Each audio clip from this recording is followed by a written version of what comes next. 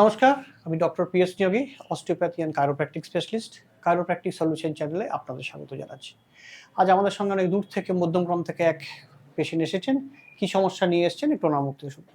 Ma'am, কি সমস্যা হচ্ছে একটু আমাদের বলুন। সমস্যা বলতে আমি ২ বছর ধরে জিম করতাম। তো আচ্ছা। এখন আর জিম করি না। ওকে। তো মানে জিম করতে গিয়ে মানে স্কোয়াট করতে গিয়ে কোমরে খুব জোর পেন হয়েছে। আচ্ছা। সো পেনটা সেদিন আমার ঠিক ছিল। তারপরে আমি ডক্টর দেখাই। ডক্টর আমাকে মেডিসিন দেয়।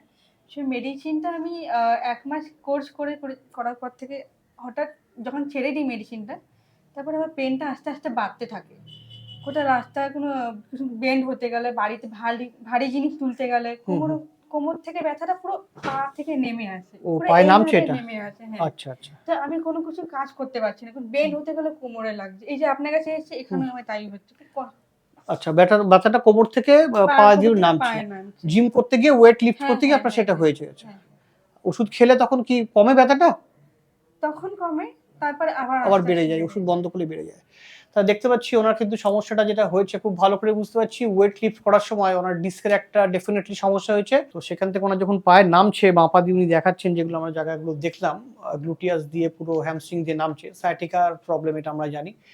ওনার সায়াটিকার প্রবলেম হচ্ছে। কি ভাবে আমরা ট্রিটমেন্ট করবো, অ্যাসেস করবো, সেগুলো আমরা দেখাবো। সঙ্গে থাকুন।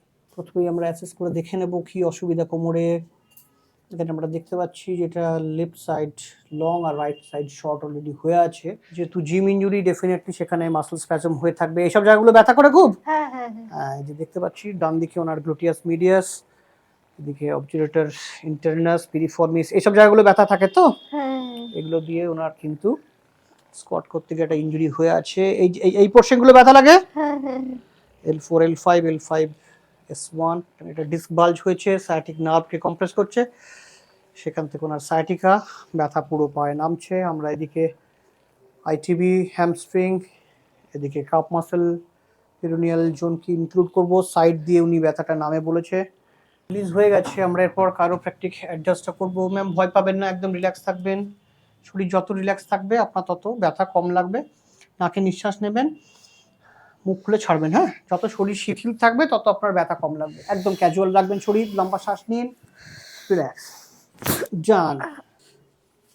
Perfect, excellent. লম্বা শ্বাস, ছেড়ে দিন, ডান। রিল্যাক্স রাখবেন শরীর। Perfect, excellent. শরীর রিল্যাক্স রাখবেন, নিঃশ্বাস নেবেন।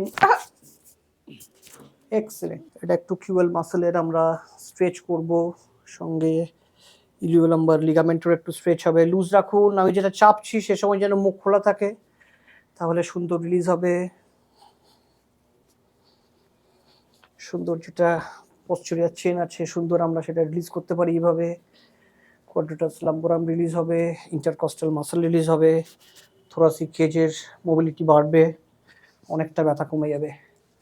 লম্বা শ্বাস নিন, তো ছেড়ে দিন মুখ খুলে। Perfect, excellent. ড্রপ টেবিলে অ্যাডজাস্ট করলেই একদম সুন্দর রেসপন্ড হবে। ম্যাম, ব্যথা লাগবে না, শুধু বেডটার শব্দ হবে একটু, ঠিক আছে? মুখটা খুলে রাখবেন ম্যাম। শ্বাস ছেড়ে দিন।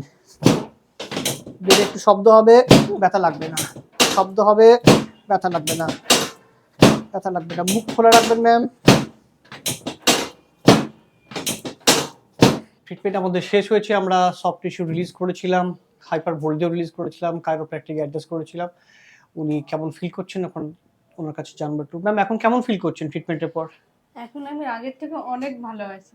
মানে কি বলবো, মানে এতটা হালকা লাগছে, মানে আচ্ছা, মানে মুভমেন্ট করতেও সুবিধা হচ্ছে। মানে আগে আচ্ছা, মুভমেন্ট করতেই পারছিলাম না। খুবই আচ্ছা। ভালো লাগছে এখন।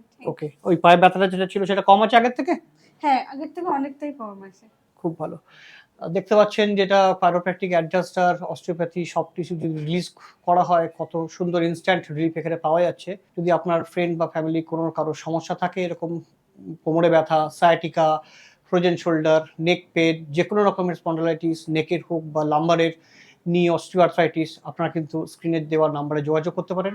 অস্টিওপ্যাথি আর কাইরোপ্র্যাকটিক কিন্তু কোনো রকম সাইড এফেক্ট ছাড়া ম্যাজিকের মতো রেসপন্ড করে। ভালো থাকবেন।